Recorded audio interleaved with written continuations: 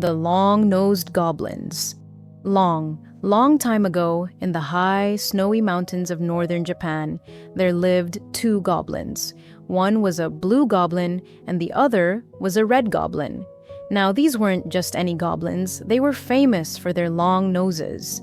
They had magical noses that they could stretch for miles and miles across the countryside.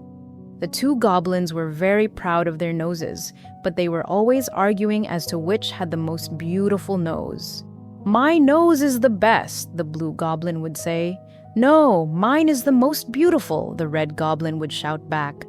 One peaceful afternoon, the blue goblin was resting on his mountain peak when, sniff, sniff, he smelled something wonderful coming from the valley far below. "Oh my, that smells delicious," he said. "I wonder what it is." He began to sniff and followed the delicious smell. Stretch! His nose grew longer and longer. It crossed 7 mountains, dipped down into the plains, and finally slithered right into a rich lord's mansion. Inside the mansion, the lord's daughter, Princess Whiteflower, was hosting a party. Many other little princes came to the party. She was showing her friends her collection of rare and beautiful silk kimonos, which had been packed in sweet-smelling incense. That was the smell the goblin had followed. The princess held up a lovely silk robe. "Oh dear," she said, looking around. "I need somewhere to hang this so everyone can see it." Just then, she saw the blue goblin's nose poking through the window. She didn't know it was a nose. She thought it was a blue pole. "Look," she cried, "someone has put up a blue pole. Let us hang the silks on it." So, the princess and her maids draped their finest, softest clothes right onto the goblin's nose. Way back on the mountain, the blue goblin felt a tickle. "Ooh, that tickles." He pulled his nose back in. Zip! When the nose returned to the mountain, he was amazed to see it covered in beautiful, expensive silk cloths. When the princess saw the beautiful piece of cloth flying away through the air, they were very surprised. They tried to catch the cloth, but they were too late. The blue goblin was so pleased that he called his neighbor. "Look at this," he bragged to the red goblin.